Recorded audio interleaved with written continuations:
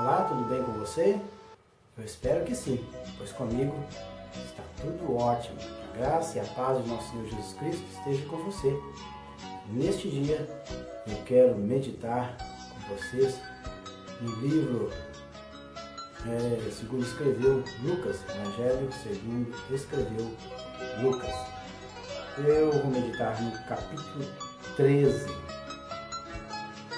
Diz assim o texto: naquela ocasião, alguns dos que estavam presentes contaram a Jesus que Pilatos misturara o sangue de alguns galileus com os sacrifícios deles. Jesus respondeu: vocês pensam que esses galileus eram mais pecadores que todos os outros por terem sofrido desta maneira? Eu lhes digo que não. Mas se não se arrependerem, todos vocês perecerão.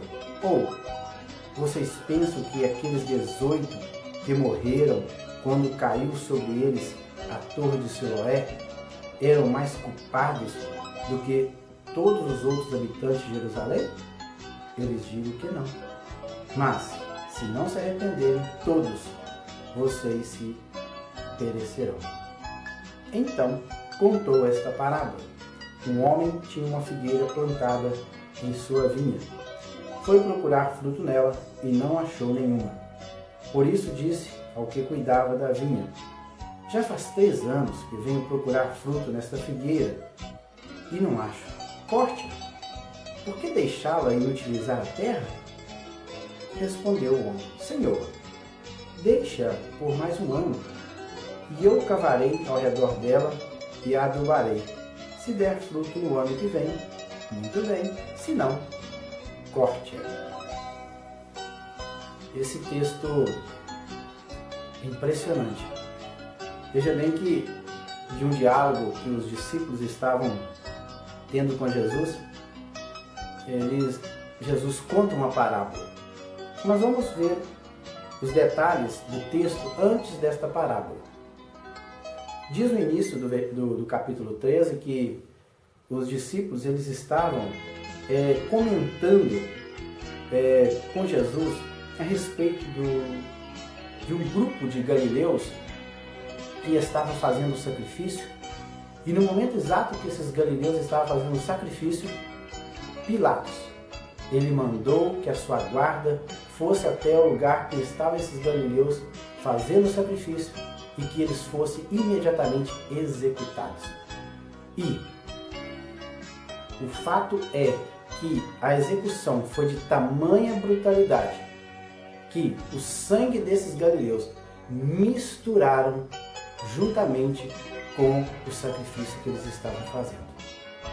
Quando eles estavam comentando sobre esse fato ocorrido, Jesus interrompeu eles e disse: vocês pensam que esses galileus eles eram mais pecadores que todos os outros por eles terem sofrido desta maneira? Jesus responde.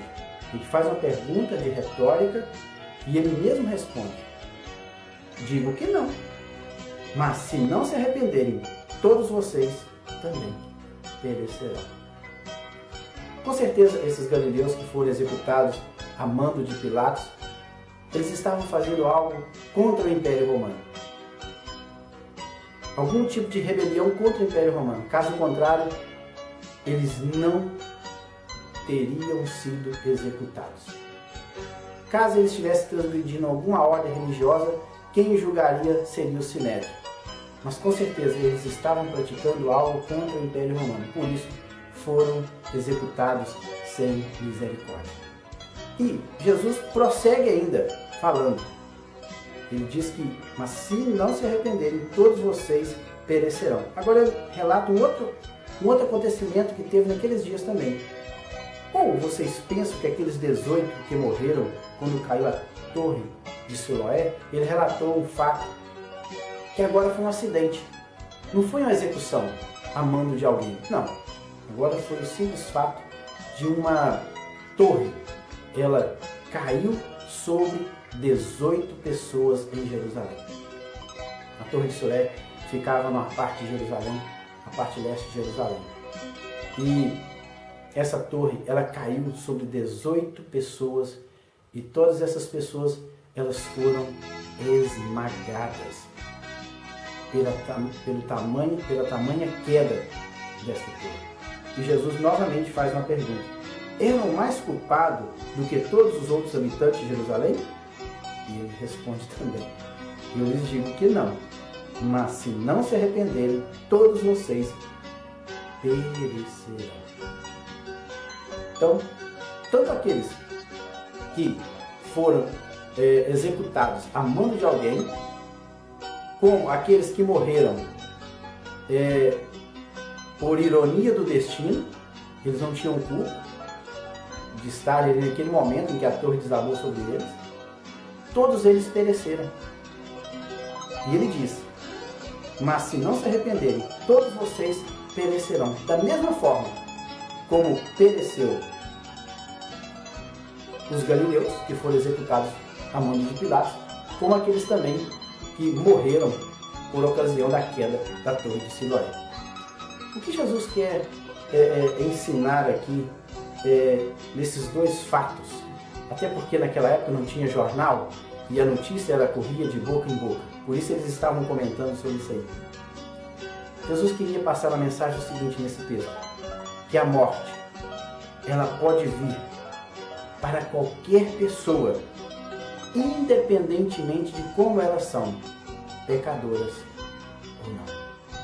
O detalhe é o seguinte: quando ela vier, como é que nós estamos diante de Deus e para com Ele? E Jesus conta uma parábola.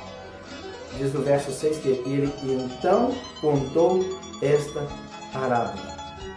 E a parábola diz o seguinte: que um homem, ele tinha uma vinha. Vinha é uma plantação de uva. E no meio desta vinha, ele tinha uma figueira, um pé de figo. E diz aqui a parábola contada por Jesus, que durante 3 anos, o dono desta vinha, ele se dirigiu até esta figueira, esse pé de figo, para ver se tinha algum fruto. Mas ele não encontrou nada. E ao final de 3 anos, ele chama o gerente dele, o responsável pela sua plantação de uvas, e diz: já faz 3 anos que eu venho procurar fruto nesta figueira e não acho. Corte-a. Por que deixar inutilizar a terra? Ela está ocupando um lugar desnecessário. Ela está sugando os nutrientes que seriam destinados às plantações de uvas, aos pés de uvas. E ela agora está inutilizando a terra. Por que deixá-la? E aquele homem, o seu gerente, o responsável pela vinha, ele intercede a favor daquela figueira. Ele diz: Senhor, deixa-a por mais um ano, e eu cavarei ao redor dela, e a adubarei. Em outra tradução diz que eu colocarei estrumo nela. Se der fruto, muito bem. Se não, pode cortá-la. Veja bem que aqui, nesta parábola, Jesus está passando para nós, através dessa figura de linguagem, uma realidade do mundo espiritual. Que Deus, ele é tolerante para conosco, através de um intercessor. O maior intercessor nosso chama-se Jesus Cristo de Nazaré, pois ele é o nosso mediador. Ele está junto ao Pai, intercedendo ao nosso favor, para que nós não pereçamos. E veja bem que, de acordo com a lei de Deus dada a Moisés, lá em Levítico capítulo 9, versículo 23, diz que quando um homem plantasse uma árvore frutífera, ele deveria esperar 3 anos para depois colher o seu fruto. Durante esses 3 anos, todo o fruto desta árvore seria impuro. No 4º ano, toda a produção de fruto seria uma oferta sagrada ao Senhor. No 5º ano é que ele poderia usufruir ou colher o fruto desta árvore. E veja bem que nessa parábola aqui, já tinha passado o período dos 3 anos, em que o fruto era impuro, já tinha passado o período em que a colheita seria uma oferta sagrada ao Senhor, e agora, durante os 3 anos, ele estava procurando fruto para ele. Então já tinham se passado 4 com 3, 7, tinham passado 7 anos que ele procurava fruto nessa figueira e não encontrava. Aí que entra a figura de um intercessor. Por isso tem muitas pessoas que estão levando uma vida terrível, uma vida de pecado, e até hoje não morreu. Porque temos um intercessor junto ao Pai, Jesus Cristo. Ele é o intercessor ao nosso favor. Ele não quer que nós pereçamos neste mundo de pecado. Ele quer que nós venhamos a dar frutos para o teu reino.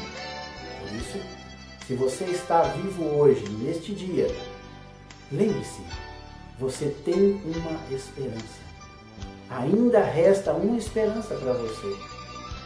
Dê fruto para a vida eterna, pois o dono da vinha, e dentro dessa vinha que se encontrava essa figueira, o dono é Deus e o intercessor é Jesus Cristo de Nazaré. Ele está intercedendo junto ao Pai, ao meu favor e ao seu favor também. Pense nisso, faça uma retrospectiva da sua vida, tome a decisão e passe a dar frutos para o reino do Senhor. Pois arrependimento ou morte, caso contrário, o juízo virá. Que Deus abençoe, em nome de Jesus.